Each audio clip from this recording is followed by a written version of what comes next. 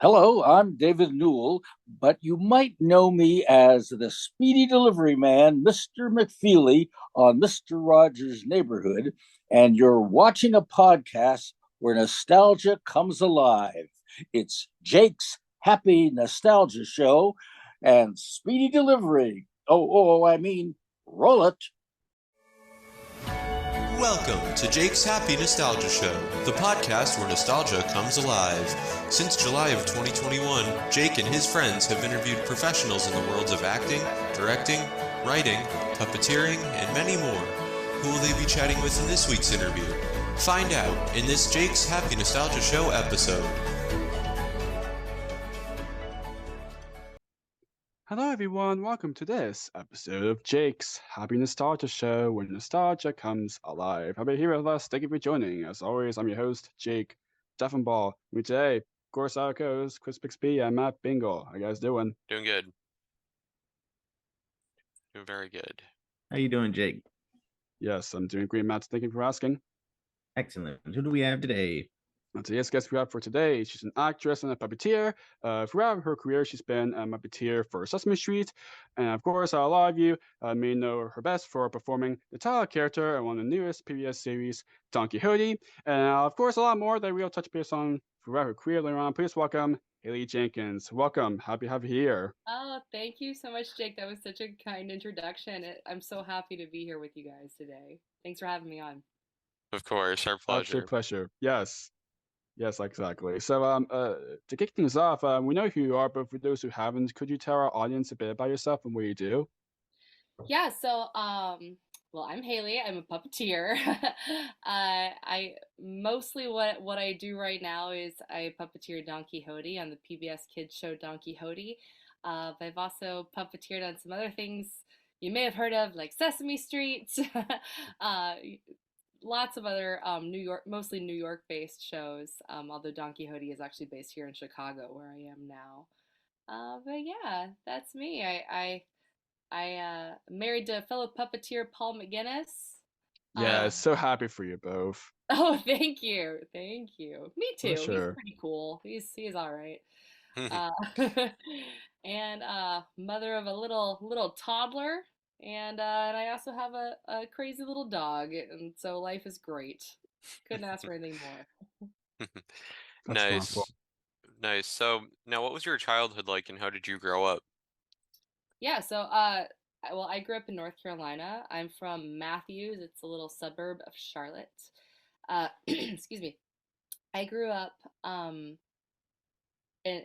it's like standard suburbia, right? So, we would like travel into Charlotte if we wanted to go see like some culture, but otherwise it was just small town North Carolina. My house backed up to some soybean fields. We didn't own those, but we would go fly kites in them. Um, but yeah, I grew up in North Carolina. I went to school in Pittsburgh at a Point Park University for musical theater. Uh, I Puppeteering wasn't even on my radar when I was growing up. I thought I was going to be a theater kid all the way, and but I always knew I loved puppets, and that all my favorite toys were puppets. All the things that I just loved were puppets. I remember being in a toy store once, like this cool like old toy store, and I saw a Goofy marionette, Oh wow. and it was really cool. It was like this really intricate marionette, and it was super expensive. And I just like saw it, and I was like, I can't imagine anything that I would want more. It was in like a like a antique kind of toy store, so I just got to watch it from afar. But I've always been really interested in puppets, and didn't discover them sort of until later. But but yeah, North Carolina. I've got a sister who's a professional hula hooper. Oh, Um, nice. Okay. that's a career, which is super cool. And Nice. yeah, no. Nice. So now kind of going back to the beginnings of things, what inspired you to want to get into puppetry as a career? Yeah. So the first time, honestly, it was even presented to me as an option for me was when I was in college. I was auditioning for the Disney College program. And I know you guys have had other people on this show that have gone through the Disney College program. It's great. Yeah, Kelsey Brady and Yeah. some Oh other yeah. folks. Yeah. Yeah, they're Exactly. great.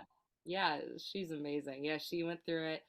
She was there after me. I wish that our paths had crossed sooner than they did. But yeah, so I at the audition for the college program, I was just auditioning for the entertainment department. I was hoping, to get in to be Pluto or something like that, something fun, because I mean, what's better than walking around as a dog, getting to like greet people and just play fetch with children. It's strange, but I was very excited about that. But at the audition, um, they two things happened that I didn't expect. The first thing that happened was that they held me back to audition me to be a pink Power Ranger. Because at the time they needed more Power Rangers because they were about to introduce the Yellow Ranger, and so they were going to move on their current pinks over to yellow, and so they were hiring more pink rangers. Oh wow. Um, and so I did that audition, which I had never done any sort of martial arts stuff, but it was all, choreographed martial arts sort of dance. And then, Hmm. so that was unexpected.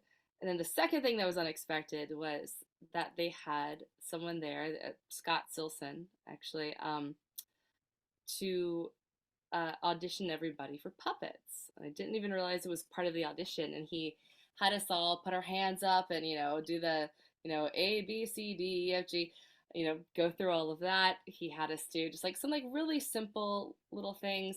And then um, he put on, hey now, you're an all-star, put your game on, Oh, go yeah. play. Oh, And he that's was like, funny. yeah, he put on that song. He's like, okay, just That's see if you great. can lip sync through the whole thing. And I had never done it before, but I was like, oh, this is really fun. I just like, I don't know, I guess I had some natural knack for it because I really loved that part. I was like, this is so cool. Um, and then from that audition, I got hired into their entertainment department, but specifically I got hired to be trained as a puppeteer and to be trained as a pink Power Ranger.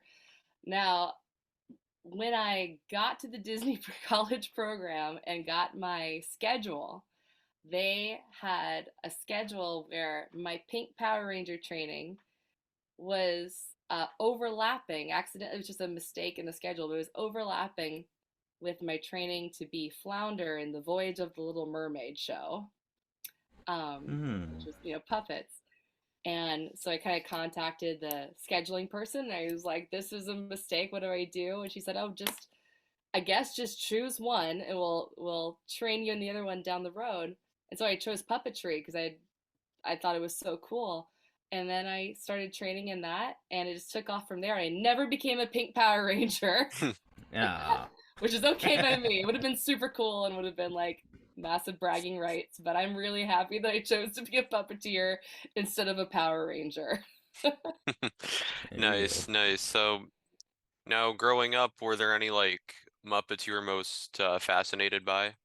Yeah, so unlike I think a lot of people that are in this business, I didn't grow up watching the Muppet Show. I love the Muppets, but my only like touchstones to them were uh, I had Muppet Family Christmas, which is Yeah, in my Yes. opinion the classic. best classic. It's just the best. It's a perfect special. And then in Disney World, Muppet Vision 3D. Uh, I don't know if anyone here has ever been and ever gotten to see it, but Never Been been there there, but I've once. seen footage of it on YouTube. It's wonderful. Oh it's yeah. Been there. Been awesome. there once. Really, really Uh, cool. it's the best. If you ever get a chance to go down to Florida, it's still in Florida. They still have it there. Yeah, it's still there. Yeah, it's amazing. But those two things were really the only um, Muppet things that I knew of. So I love the Muppets. I thought Miss Piggy was really funny, but I think Animal would have to be my favorite because he was just crazy, and I really loved him a lot.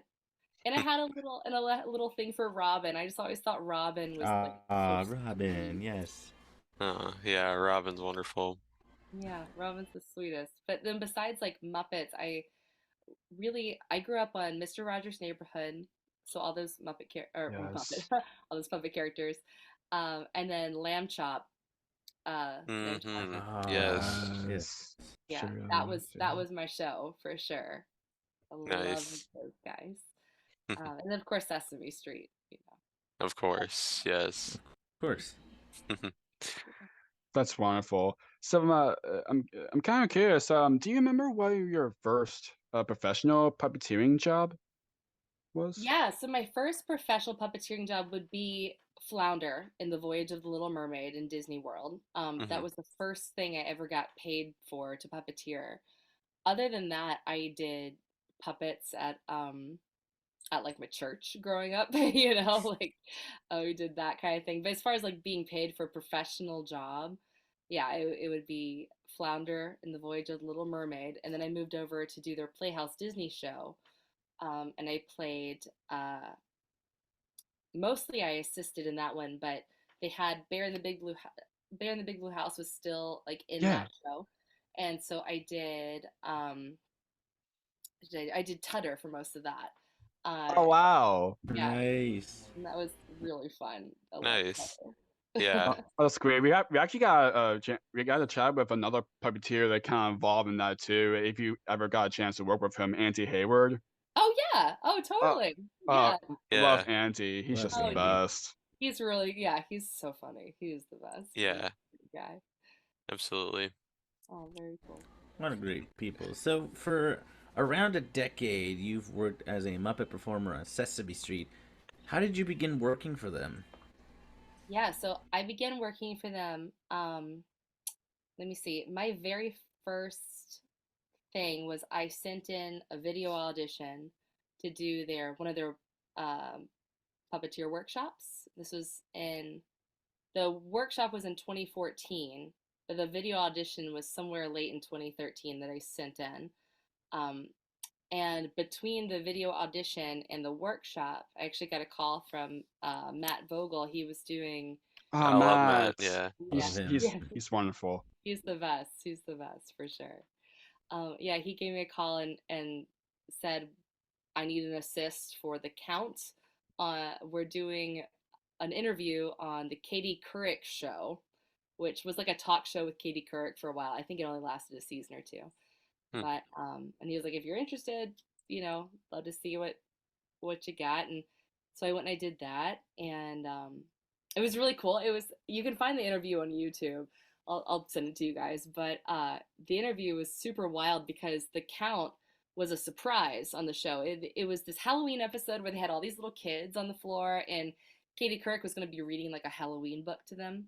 But then all of a sudden, behind the couch that she's sitting on with all the kids on the floor, the count just kind of like raises up behind her, and basically the whole bit was supposed to be a big surprise for the kids, and then the count was going to read the Halloween book to them. Well, as soon as the count came up, the kids all lost their minds, and all the kids jumped up and just climbed on the couch and were climbing all over Mom. And it Oh was boy. just amazing chaos. And he was like, that's one unruly child. Oh, that's funny. Brilliant. Just brilliant. He just went with it. It was so funny. So funny. But yeah, so what we planned to do with the book, I don't think we ever got through any part of the book. It was really just kids climbing on top of us, and it was awesome. But yeah, that was my first thing with Sesame Street, and then I did the workshop, and then I started working just as a day player for them. That's awesome. Yeah, mostly So assisting, but some other little things too. Nice. oh, that's great.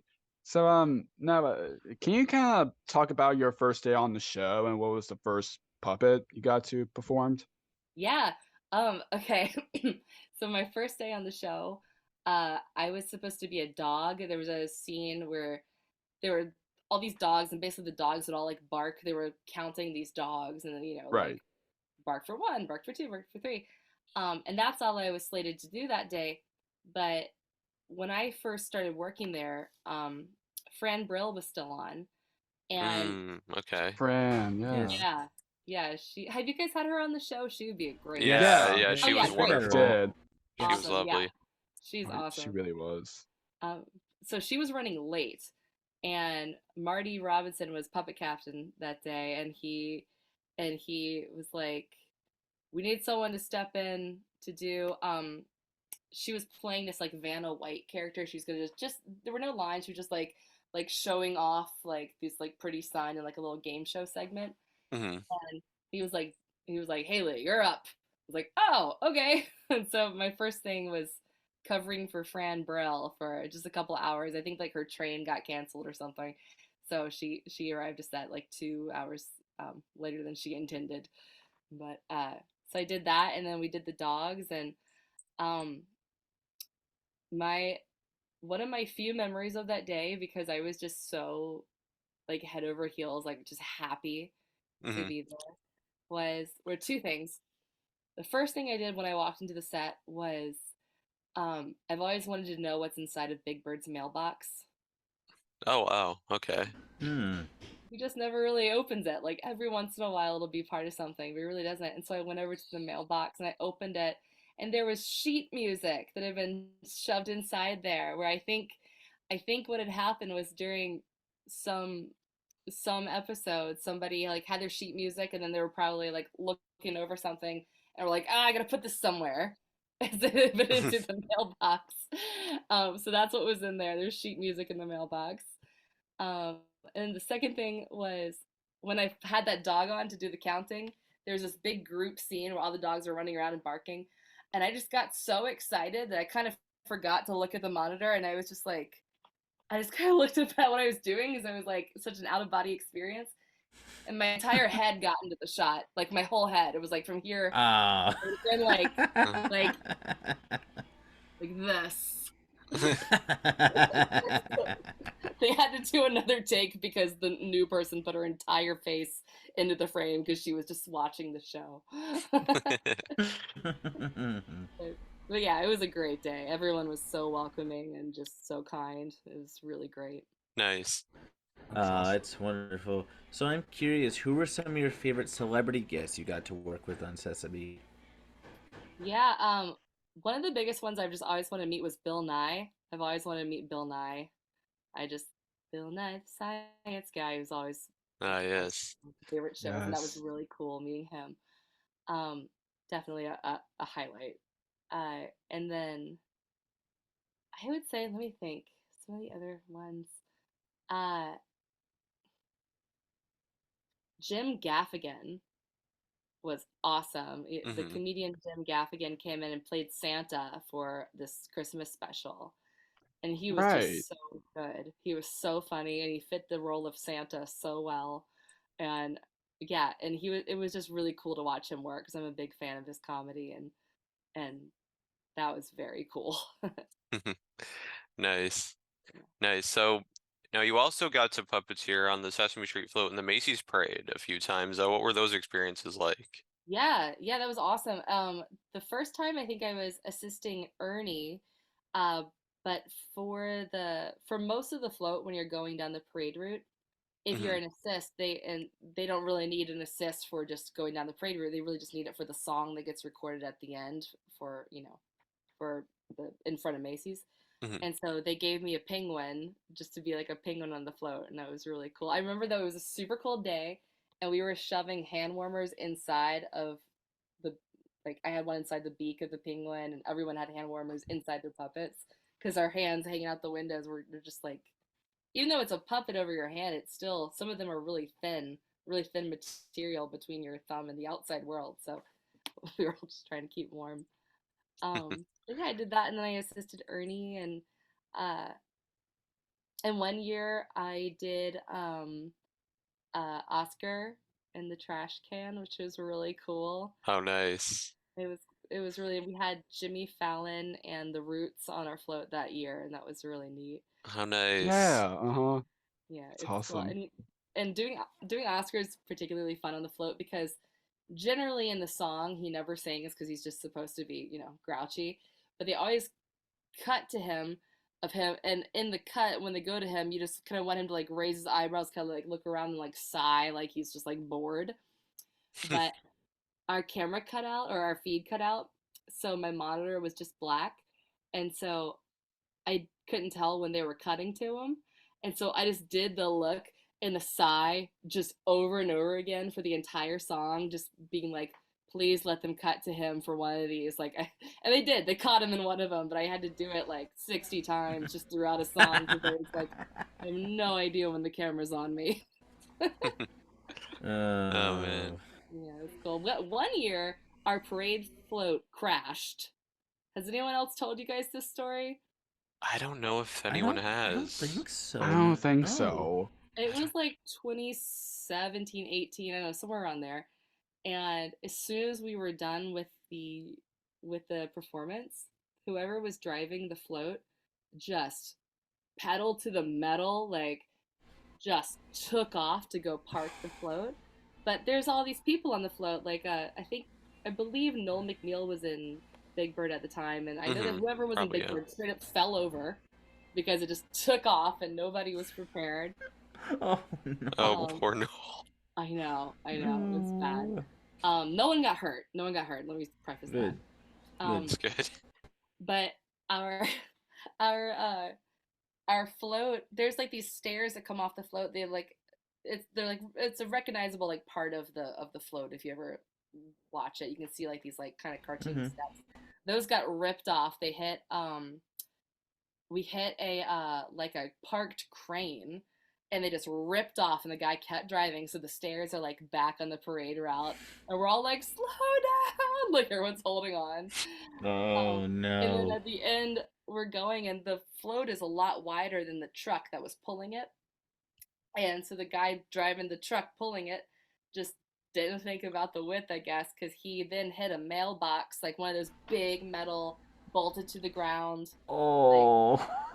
that like blue mailboxes that you see in cities. He hit it, and it went flying, and it like hit the side of a building, and thank God like nobody got hit Oh boy. or hurt. But yeah, so it was exciting. We all had stories to tell after that of like our parade. Just, like, I bet. I I can imagine, yeah. Yeah. Yeah, it's been great. I love doing the parade. It's really special because everyone's Oh yeah. everyone goes home afterwards and has, dinner with their families. It's just like a really special day. You have to get there so early. You have to be there like 6 in the morning. Right. Yeah. Cool. Yeah, absolutely. So in 2019, you got your own character, Karli, who has appeared in a number of outreach projects for Sesame Street. How did Karli come about? Yeah, so Karli came about. I was actually just offered Karli. There's been auditions for a lot of characters that I'd done before that, but for Karli, I was just contacted and asked if I would be interested in and bringing this character to life. So Karli is our foster monster. She's a little girl who usually lives with her mom, but while her mom is having a hard time going through some things, she goes into foster care. And yeah, it's been really, really special. It's been cool because with like playing Karli, it's giving me access to meet families that have gone through similar things, like families that have gone through addiction or something, and everyone's just been wonderful, and it's just been I've gotten to meet a lot of people that I don't know how I would have gotten to meet them before, without someone like Karli kind of opening up that conversation. But yeah, she's very special to me, for sure. She's, obviously like she's in foster care, and she's, um, her story. She has a tough background, but she still is just like a happy, she's this resilient, cool little monster that just wants to like play monster ball and hang out with Elmo. So Nice. I'm just like her. That's wonderful. Yeah, it's very special. That's great. So now, aside from the show, you puppeteer on the Christmas special, Once Upon a Sesame Street Christmas. What was it? What's it kind of like for you getting to work on that? Oh yeah, that was cool. So that's where I got to meet Jim Gaffigan, Mhm. which is awesome. Yeah, so on that, I did a lot of assisting on that, and I think I played a two-headed monster, one of the two-headed monsters. I don't remember which one I was on, but for like this end scene, but I had a line, and I think it was my first like real line on Sesame Street. Because I had done things like barks, like as like a dog or hmm whatever. But it was my first line, and the whole line, it was supposed to be this scene where it was like this this woman puppet, like with like a little girl puppet, and the woman was supposed to see Elmo, and through the storytelling, Elmo is very much like kind of like an outcast in this scene, and the woman is supposed to say to her little daughter like, "Don't talk to him, let's go," and then like they move on. That was the whole line. But I was so nervous, and I'd been through plenty of acting training, but I was so nervous because it was my first real line that I remember like in the rehearsal just being like, "Don't talk to him, let's go." Like don't talk to him, let's go. Don't talk to him, let's go. Like just trying to figure out like what's the cadence, and just way overthinking this like really simple line. And then right before we go, Matt Vogel leans over to me and he's like, "Hey, maybe you can just kind of throw it away, like, don't talk to him, let's go." I was like, "Oh, yeah, that's a great idea." And then that's how I did it, because I think he heard me struggling, just like talking to myself, like, how do I say this line in the best possible Emmy Award winning way? Nice, nice. So now on the topic of assisting, because we talked about that a little bit earlier, you also got to assist Oscar for an appearance on the Sunny Side Up show on Sprout. What was that like? Yeah, that was actually back when I was still Carol Spinney. So it was Yeah. very fun. Um, Yes. yeah, that was incredible. It was just the two of us. So me and Carol, it's the only time I've ever assisted Carol, was just that one shoot. Um, but yeah, we went down to, it was filming in Philadelphia, and we took the train down, and along with Debbie Spinney, Carol's wife. And it was really special. I just got to spend a day hanging out with, my puppet dad, as we all kind of Oh, feel like. And he was so wonderful and sweet. I'm sure everyone that has ever known him that you guys have interviewed have said the same thing, but he Oh was yeah. just yes. funny and kind and so talented and so hardworking and just like such a special man. Um, Something that he would do for people is he was a great artist too, and he would draw little doodles and just like as like a little Yeah, I Yes, he think I did. think I remember Yes. Stephanie Yeah. telling us about that. Yeah. Oh, cool. Yeah. Yeah, he drew a little doodle of Oscar holding up his right hand and pointing to it and saying, "A great right hand," is like to Haley, "A great right hand." And yeah, I have that framed downstairs. But Oh, yeah, he was So really sweet. lovely. He also told me an amazingly insane story. If you guys want to hear it, it's very off subject, but yeah, sure. That's yeah, sure. it's just one of my Yeah. favorite stories that he's told. So he told me that one time he used to have these huge parties at his house because he lived in this, or lives, their house is on this beautiful piece of land with like, just woods and fields behind it. It was just really beautiful. So they would host these huge parties. And he said that one time he was hosting this big party and he was like, I didn't know who half the people were. A lot of them were just friends of friends of friends who came. Uh, and I needed a break from this raucousness. So I went inside and I went into mine and Debbie's bedroom. I walked in there and there was a man that was crying on my bed. I walked over and I said, are you okay? And the guy looked up and it was Morgan Freeman. Wow. Morgan Freeman What? had come to his party and he was going through something in his life. I don't know what it was. I think he said something about a relationship. I don't know how long ago this was, but Morgan Freeman had needed to walk away from the party to go like have a moment. But yeah, so Carol Spinney walked in to like, who's this man on my bed? It's Morgan Freeman. Wow. Wow. That's interesting. I mean, like, if you're alone, like, crying in a room, the person you want to walk in to help you is Big Bird. So I guess that was a great day for Morgan Freeman. Pretty much, yeah. Yeah, Oh, I'd say wow. so. That's awesome. That's wonderful. So, and now you also performed a digital puppet character, Marvie, for Sesame Studios. So what is it kind of like for performing her? Yes, it was really cool. So yeah, Marvie, we don't do her anymore, but Marvie was the host of Sesame Studios, the Sesame Street YouTube channel. Um, and how we would do it is I was hired by, well, by Sesame Street and also by Puppet Heap, who had Oh yeah. created yeah, I'm sure you guys have talked to people from Puppet Heap. They're awesome, Hmm. based Oh in yeah. Jersey.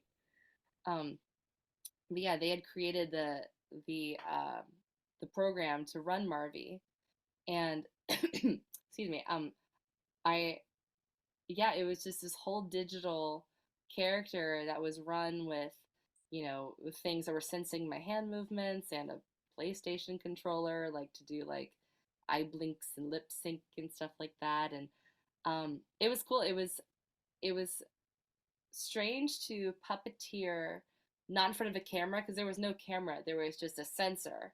Hmm. And then you would see what was happening on a screen, like you would have a monitor, but to not have a camera shooting like above your head to see what you're doing and to like have a sense of the space was a little bit disorienting because instead like my hand was just hovering over this sensor and it was reading all of my like finger movements and translating them into like arms or whatever it was doing.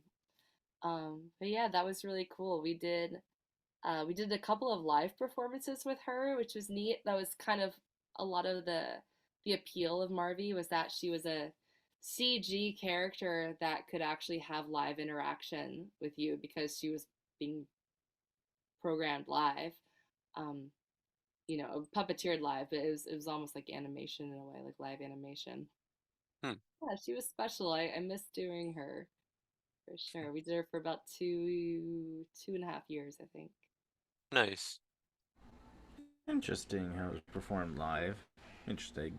So, moving on from Sesame, speaking of, I guess you kind of say live, but kind of not.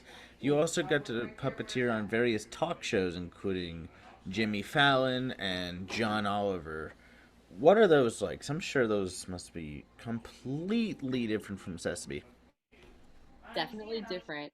Um, yeah, so I did Jimmy Fallon. Yeah, John Oliver I've done a couple times.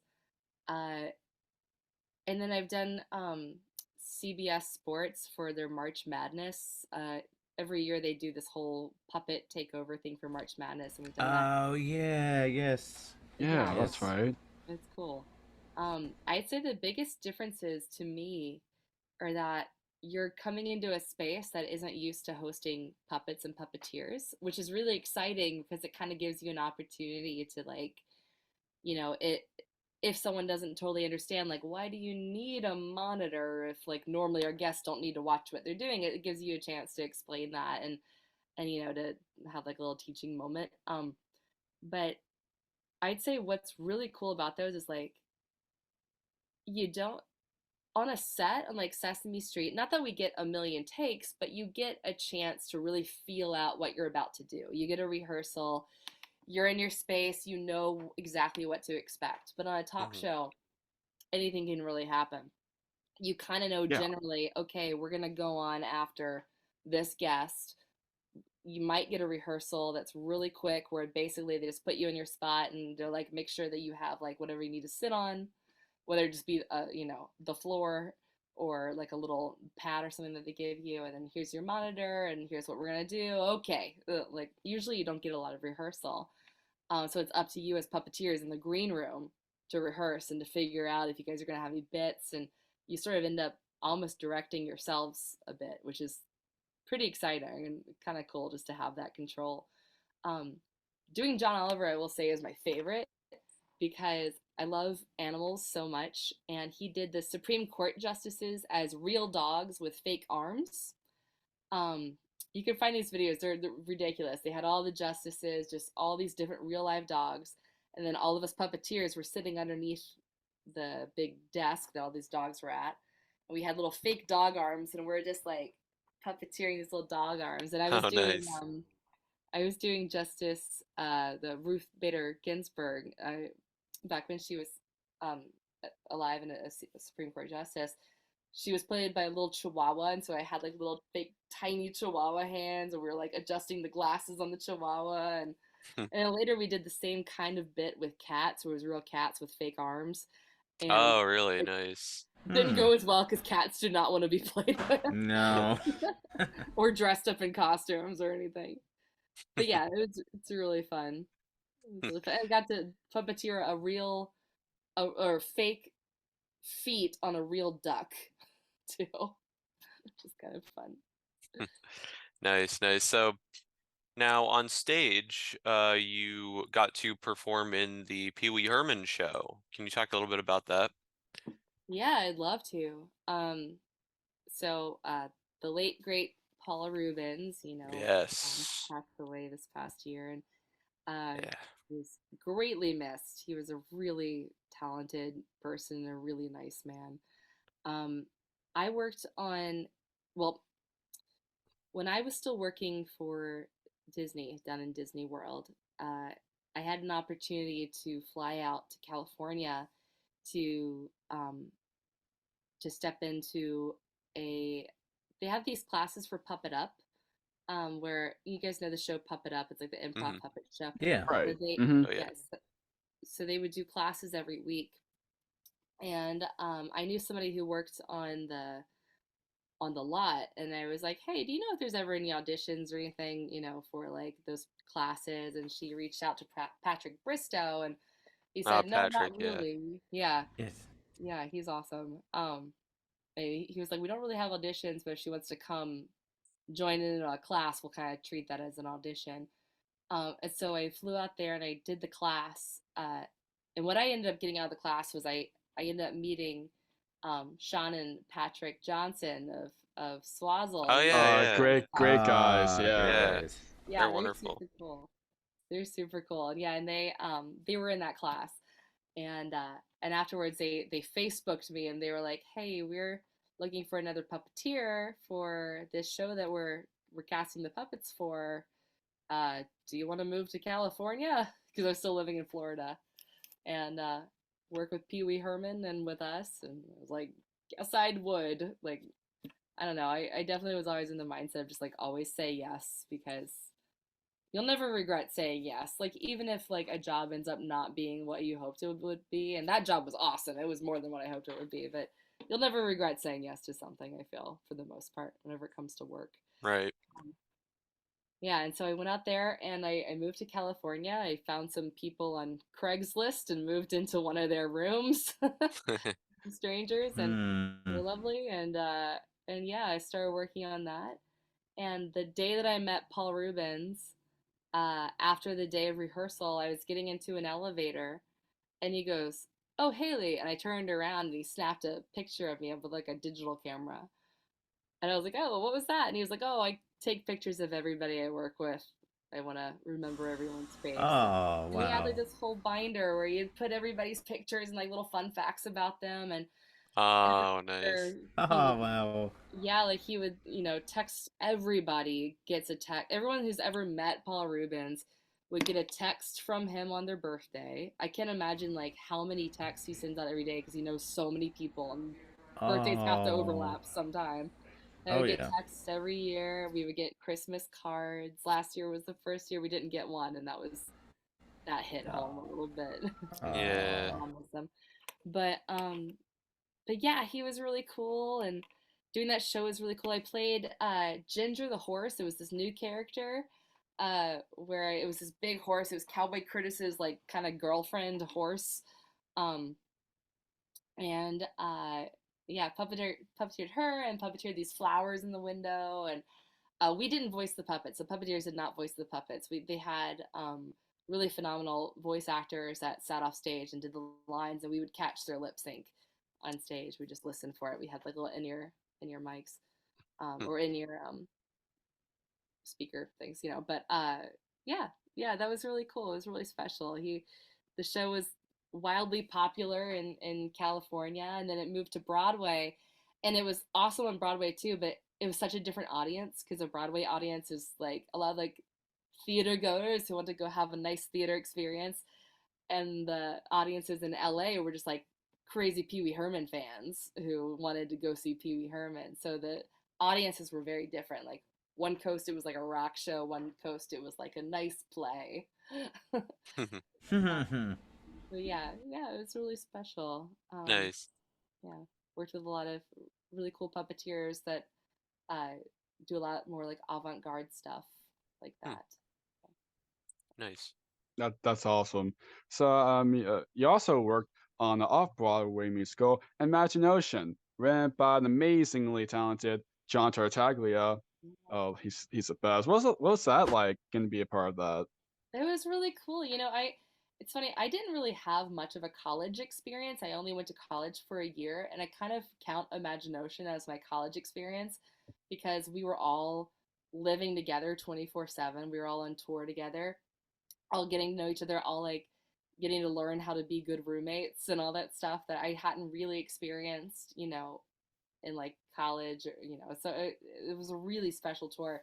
So I played Bubbles, and it was another lip sync show. The whole thing was to a track. The show was like 42 minutes long, I think.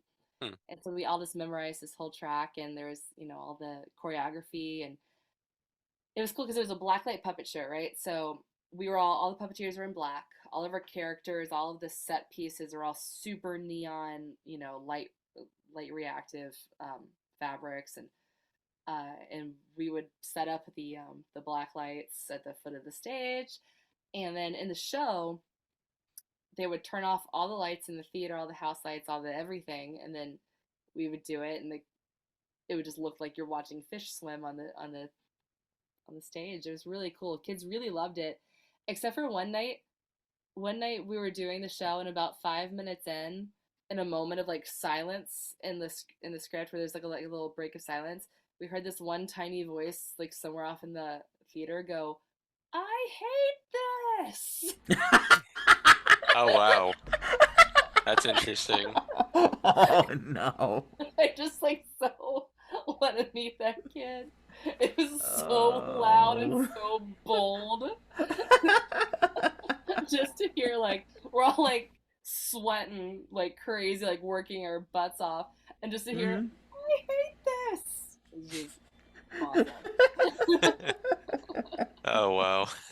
Yeah, it was really cool. There were 9 of us that toured together. It was 8 puppeteers and 1 tour manager, um, and yeah, we actually got to travel to Singapore to do it there for like I think we were there for about 10 or 11 days. Ooh. That was Okay. so cool. Like I know when else in my life I'll have a chance to go to Singapore, so that was awesome. Nice. Yeah, really special. That's awesome. So, what was it like performing in All Hallows Eve? Yeah, so All Hallows Eve was uh, it was a live stage show created, directed by the one and only Martin P. Robinson of Yes. Buffy Love Marty. Good friend of ours. Very good friend of ours. Very Yes. cool. I'm not surprised he's a good friend of you guys. He's an awesome guy. Yeah. Really is. He's the best. Really is.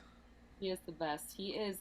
I feel like he's like Doc Brown from Back to the Future brought to life because he's just has like these like wild and kinetic ideas that he's just like I don't know. He's like a ball of kinetic energy in a person. I love him so much. So yeah, so we did that show in New York. We workshopped it up at the O'Neill. Not as part of the O'Neill program, but just as a separate thing where we were there for like 2 weeks, I believe, just working on the show and blocking it and figuring out exactly what the show is. And then we did it in New York at the Connolly Theater, which I don't believe that theater really exists anymore. I might be super wrong about this, but it was run by the people who did Puppet Kitchen. And Puppet Kitchen moved out of that space. So I'm not sure what has become of the Connolly Theater. Maybe someone else has taken it over, and I'm just totally wrong. But yeah, as special as me. Somehow I was cast as like a 16-year-old girl, and I am not 16. Sounds great, but I'm not that old anymore. I'm way up there. But, it was me, and Spencer Lott was supposed to play my like twin. Oh, Spencer. Yeah, you guys have interviewed Spencer. Yes, we have. He's the best. You He's did. awesome. Oh yes. Yeah.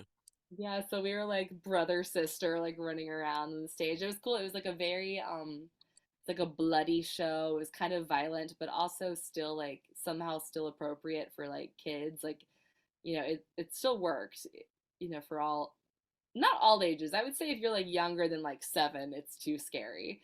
But but yeah, it was just like a cool Halloween show. It was all very like we would like bring the audience through like with us, like they were trick or treating. They kind of became characters in the show in a way, and they were awesome puppets and a giant pumpkin puppet that that Marty designed that was just awesome. It was like a 30-foot character on a stage that like picks me up at one point, and yeah, it was like a King Kong dream come true. you know. It was really So, neat. so you also got to work on the Fred Rogers biopic, A Beautiful Day in the Neighborhood. I know you talked about how, Mr. Rogers' Neighborhood was a huge inspiration for you. What was it like actually getting to work on a kind of Mr. Rogers related thing like Yeah, it that? was really cool. So I auditioned for that, but Spencer Lott is the guy who was in charge of all things puppets there, and he really had a big say in me getting hired. So I will always thank him for that. Um, it was really cool. I played X the Owl. There was this huge scene that actually got cut from the film that was the bulk of the work that we all did as far uh, Yeah, I as remember Kathleen Kim told us about that too. oh yeah, it was this whole dream sequence. Um, But it was really beautiful. It was a cool scene, but if it doesn't move the story forward, then it gets cut, and I just don't know that it moved the story forward. Hmm. Um, but yeah, so I played X the Owl just for like one like quick little shot, and then for the rest of it, all the dream sequence stuff I got cut. I got to do some Daniel Tiger, um, and it was just really cool meeting Tom Hanks. Like he's such a superstar, and I basically forgot my Oh name when yeah. I met him. I think I introduced myself as saying I am Haley because I was like I'm my name I'm Haley. I am Haley. I just couldn't get the words out of like my name's Haley. But he was really nice, and I did not get to know him at all. I just Right. got to work alongside him for a couple days, and it was really special. Um, but yeah, the movie is really beautiful. I don't know if you've gotten a chance to see it. I It do. is I've, beautiful, yeah. it's so great. I have Absolutely a DVD beautiful. of it, and I have no idea how many times I watch it at this point. It's just so amazing. Nice. It's such a tear-jerking movie. Like I can't get through it. It's hey, there Yeah. it is. There you go. That's awesome. That's awesome. Yeah, I was really hoping that they put in like a special features that they do that whole cut scene, but I can't find Yeah. it anymore, unfortunately. I mean, that's showbiz for you. I know, that's Yeah. true. Yeah. Your best work is on the cutting room floor. Yeah. But it's interesting. I was watching one of your interviews with Alice Deneen. Yeah, yeah. Oh, Love nice. Alice. Oh Yes, yeah, that's she's awesome. great. And she had mentioned, I forget who the star was, but she mentioned the thing about how sometimes you have to get very up and close and personal because of Hmm. where you sit as a puppeteer is like at hip height for other people, for guests. And there was a scene where I had to puppeteer two puppets, and it's like this style, like you have like your hand is like your fingers are in the head, and there's like a little hand and another hand. Um, and I had to do one on each side of Tom Hanks, and he was sitting up. He's standing next to a hospital bed in the scene, and the only way for me to do one on each side would be for me to be behind him. The only way for me to be behind him is on the floor. So I was like, Mr. Hanks, like I have to be here and here. Are you okay with me being behind you? I'm going to be right at your hip level. And he was like, you just do what you gotta do. And so I basically had to puppeteer while like hugging his butt.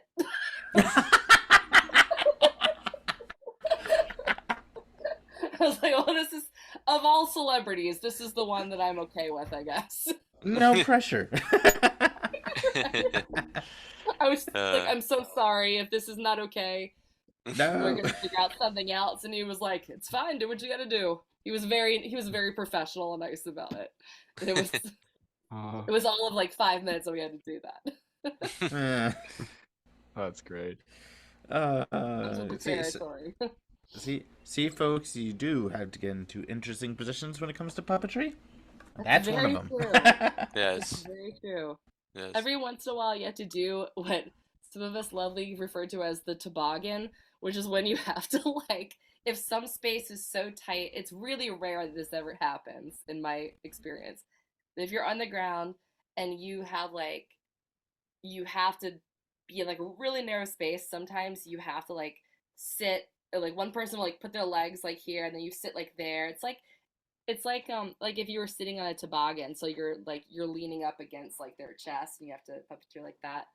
Like, yeah, you can't have any, you know, you just gotta be okay with like body odor when you're a puppeteer. You gotta wear deodorant. That's rule number one. Oh yeah, absolutely. So you also got to puppeteer in another educational puppet show, Monica's Mixing Bowl, Ah, puppeteering Pepper. Could you kind of explain what that show was about and what it was like puppeteering Pepper? yeah, sure. So um, ooh, when did we do that? That had to have been like 2018 or something, maybe a little earlier. So Pepper, it was a show that was Monica of Monica's Mixing Bowl. She's an actress, but also is a chef, and all the episodes were all about would all incorporate like her love of cooking into each episode, and so the show was about more than just cooking, but she would use cooking as like a way to explain different problems. Like, if Pepper was having a problem with something, like um, they might like make cookies that like represent like something about like sharing or something. But yeah, that was cool. That was Stacy Weingarten. It was her baby, and John Tartaglia acted in it, which is cool to see him doing that. He Oh played like wow, the pilot brother of Monica. um and nice. yeah, so yeah, it was like these three like little kid characters all that kind of like live with Monica, and they had their little kid problems, but then they kind of, you know, bake their way through them. Yeah, it was a really short shoot. I believe that was only a week of shooting, and we just um, did it very quickly. And I think that she just released them just a couple of years ago because we did it a while back. I'm going to say 2017 or so. But I think that Hmm, they all just got released online just a few years ago. But nice. Interesting. Nice. So you're also best known for, of course, puppeteering the title character Donkey Hodie on the PBS Kids series Donkey Hodie. Now, how did that come about for you? Was that something you auditioned for, or how did that happen? yes, so I was contacted by David Rudman. Mm-hmm. Um, And so David Rudman is the creator. Well, his production company, Spiffy Pictures, they created the show alongside Fred Rogers Productions. I and David contacted me. I'd worked with him very briefly on Sesame Street, just like assisting Cookie Monster every now and then.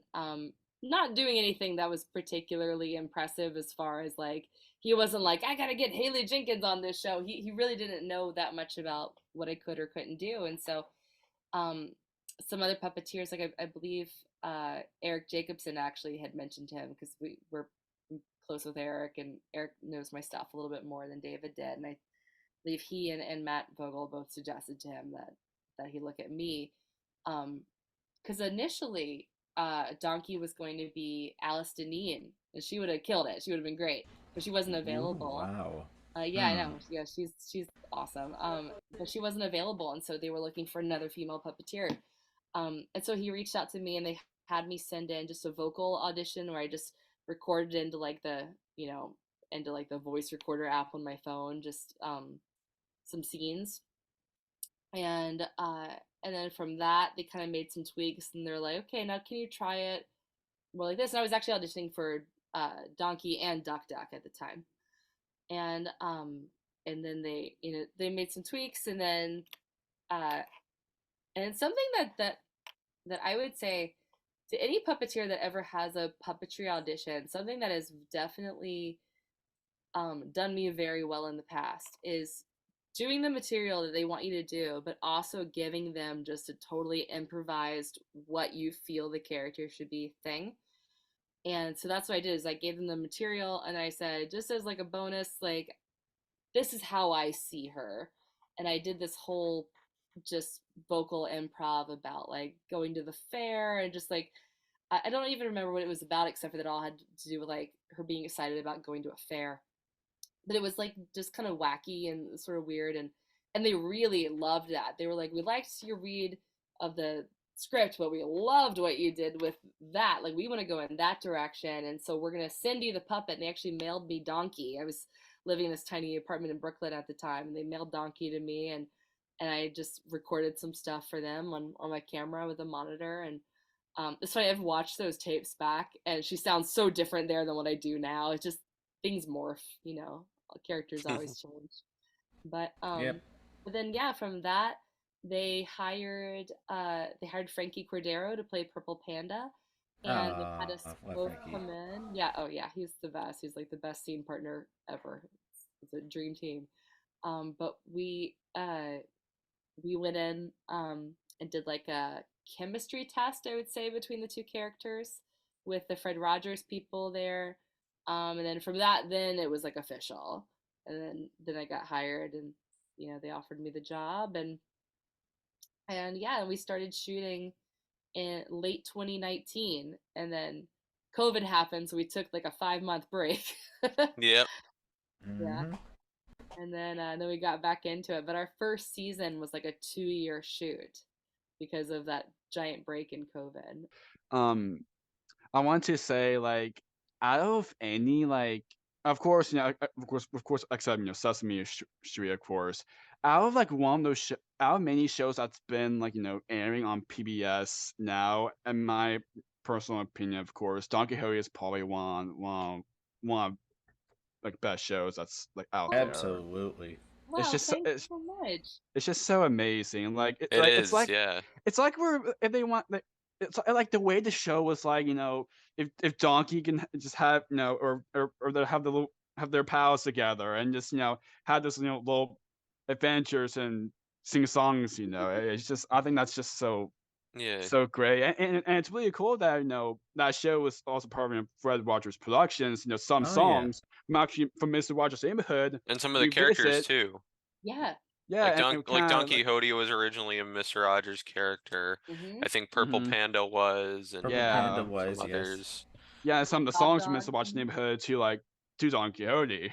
Yeah. We kind Yeah. of bring those back. I remember, you know what? Funny enough, when I mentioned about those, I remember that company made a post where all the gang of that show, and oh gosh,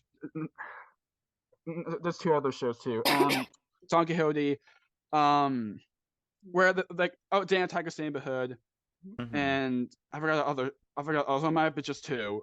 Actually might be just two, where all of them think it sing is. the "Won't You Be My Neighbor" song Yeah. together. Mhm. That Oh, was I know. so I know what great. you're talking. I'm I trying to. love That was that. fun. That was so fun. I remember That was seeing very that. cool. I'm trying to remember there was Thank another one, you but I for- know exactly No, what That you're I, was talking about. to me, actually, I think it's only just Donkey Hodie and Dan Tiger's Neighborhood.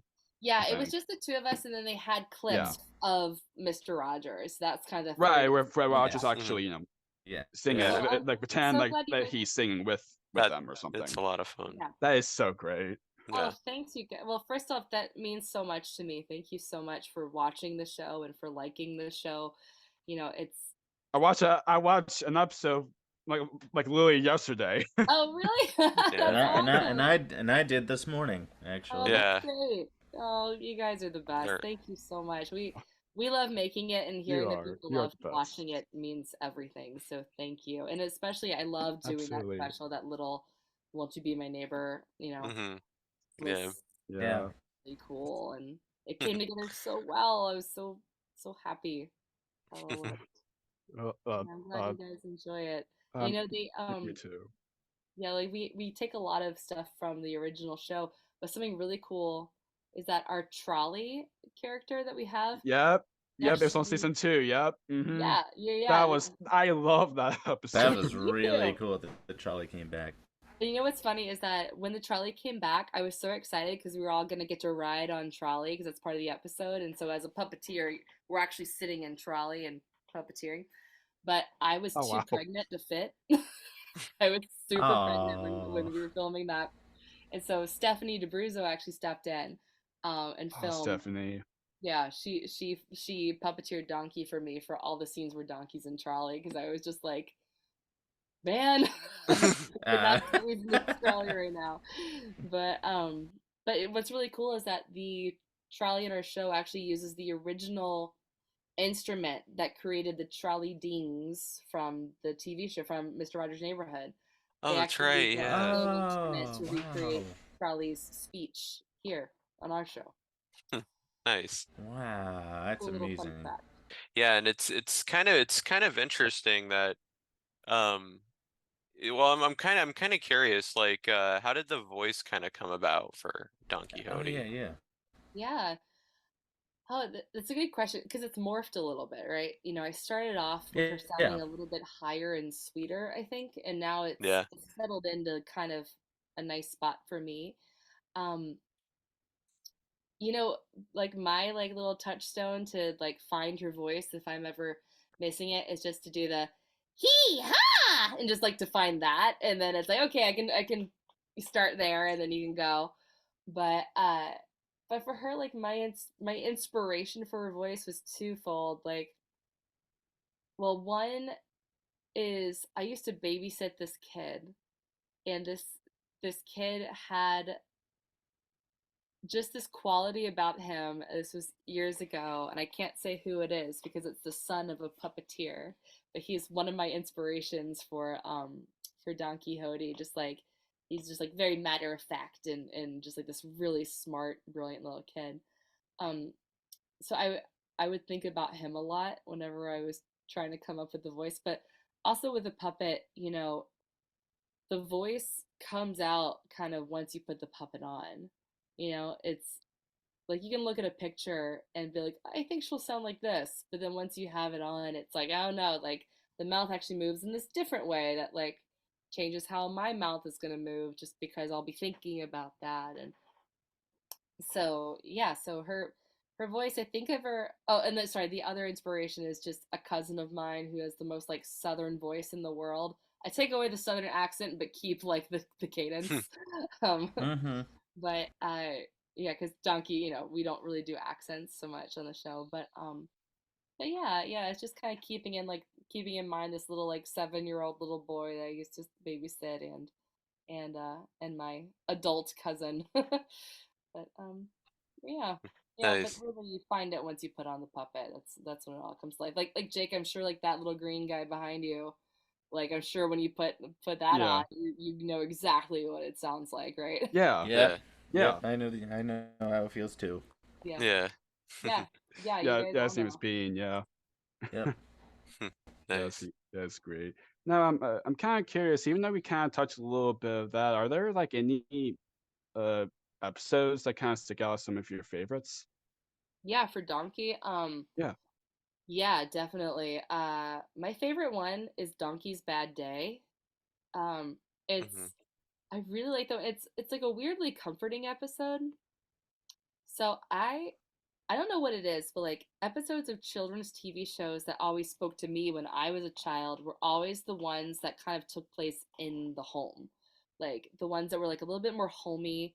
Like I didn't really love it when characters like, you know, went to like use a time machine and went to like medieval times or like, you know, into space. Like it didn't I didn't as a kid, I actually just felt I liked that stuff, but I didn't feel comforted by it. I really felt comforted by episodes that would take place in the home. Same with like, I loved Bert and Ernie bits because often it was in Bert and Ernie's bedroom. And like, I don't know, I just like, that's what I always love. And Donkey's Bad Day is really special because the whole thing kind of takes place inside of her house because she's having a bad day. It all takes place there until she's able to kind of talk herself out of the bad day and then she sort of takes a walk with Panda. But you know, it starts out with her waking up in her bed and she knocks over her alarm clock on her hoof and it like hurts her foot and then she like spills her Yeah. Uh-huh. cereal and then Yeah. she And then drops. she's just mad about to Purple Pants. Like this is Yep. not. It's turned out to be a bad day or something like that. Exactly. Yeah, exactly. Like she gets really emotional and she gets angry and frustrated Yeah. and yeah, and it's really nice to get to play those emotions because they're very real. You know, we all have days like that where we're just like, I'm just in a bad mood and I'm like mad because this little thing happened and it snowballed into other stuff and I just like want to go back to bed and start over and that's kind of what she goes through. And then there's a really special moment where Panda doesn't leave her side, where she goes like gets back into bed and he just comes and sits with her. And she's like, "Why do you want to sit with me if I'm this upset?" And he's like, "Oh, well, I still like you even when you're upset. It doesn't change how good of a friend you are to me." And it's a really beautiful episode and the song is really great that they do. Yeah, that's my favorite. It was my favorite one to film just because it has a lot of physical things that happen in it with like prop work that was kind of complicated for us to figure out um and it's just like a touching episode and it feels cozy. It feels very cozy to me. So I Nice. like that one a lot. And then also there's a couple of episodes that take place at the beach. Whenever they go to the someplace else beach, it's just kind of cool because it's there's like sand and sand castles, and I love beachy things, so I like that too. Nice. I also like the Halloween special a lot. Yeah.